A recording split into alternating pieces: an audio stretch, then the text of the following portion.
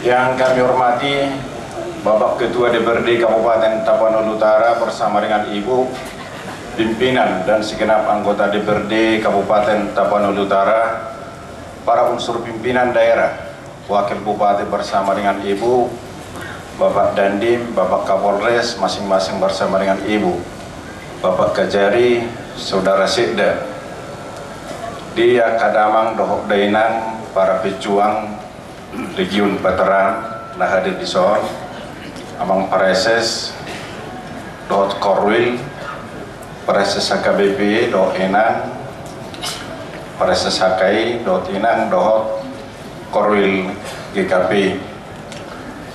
Dia Kadamang, tokoh masyarakat, para kepala desa, para kepala sekolah, para guru-guru, segenap pimpinan SKPD, para camat, para ibu dan bapak yang tidak dapat kami sebutkan satu persatu. Puji syukur kita panjatkan kehadirat Tuhan Yang Maha Kuasa atas berkat dan perlindungannya sehingga pada siang hari yang berbahagia ini kita dapat bertemu dalam keadaan sehat walafiat sekaligus dengan peresmian kantor bupati yang baru. Ibu dan Bapak yang kami hormati, sebelumnya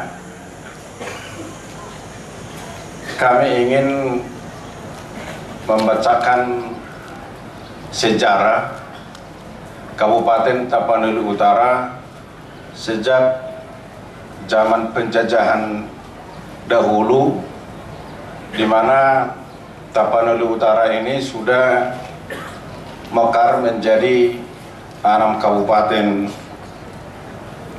yang sebelumnya hanya 1 kabupaten. Pada masa pemerintah Hindia Belanda, Kabupaten Tapanuli Utara termasuk ke dalam Keresidenan Tapanuli yang dipimpin oleh seorang residen bangsa Belanda yang berkedudukan di Sibolga, yang pada saat itu Keresidenan Tapanuli dibagi menjadi 4 abdeling atau kabupaten.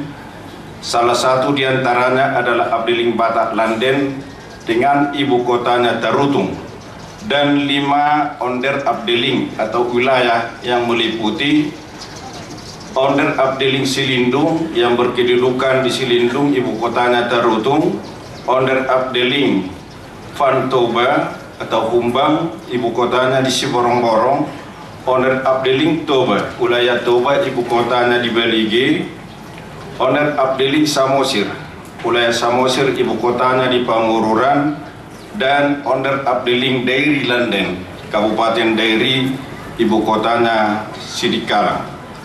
Tiap-tiap abdeling mempunyai 1 distrik atau kewilayahan dipimpin seorang distrik hud yang disebut Deman dengan membawahi beberapa distrik atau kecamatan yang dipimpin oleh seorang asisten Deman.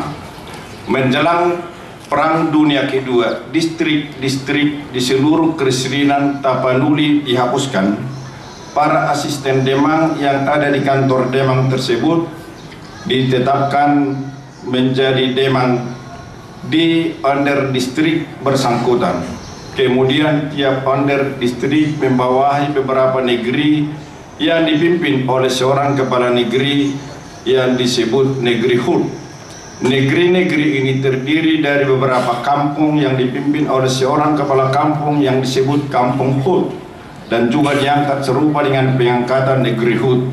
Negeri dan kampung hud statusnya bukan pegawai negeri, tetapi pejabat-pejabat yang berdiri sendiri di negeri atau di kampungnya.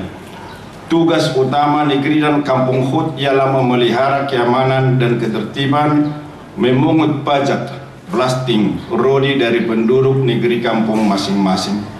Pada waktu pendudukan tentara Jepang tahun 1942 sampai 1945, struktur pemerintahan di Tapanuli Utara hampir tidak berubah. Hanya namanya yang berubah, seperti asisten residen diganti dengan nama Bunsebu dan menguasai seluruh. Kita taklukkan bersama-sama kita berperang dengan kemiskinan, kita berperang dengan budaya malas, kita berperang dengan adanya faktor iri, kosong, teal, elat, dan late. Dan saya yakin apabila kita bersama-sama bergandeng tangan, saya yakin musuh yang ketiga ini akan dapat kita taklukkan secara bersama-sama. Ibu dan Bapak yang kami hormati, seperti pesan-pesan para ibu dan bapak, Bapak Ketua DPRD, juga para unsur pimpinan daerah Kabupaten Tapanuli Utara, kita yakin dan percaya dengan berdirinya gedung kantor bupati yang kokoh ini, kita yakin dan percaya sinar akan terpancar dari kantor bupati ini untuk menerangi Bonapasogi di Kabupaten Tapanuli Utara yang kita cintai ini. Kita yakin dan percaya akan terpancar sinar bagi sanubari kita masing-masing untuk pembangunan di Bonapasogi ini, dengan harapan sebagaimana semboyan kita selama ini, hanya dengan kebersamaan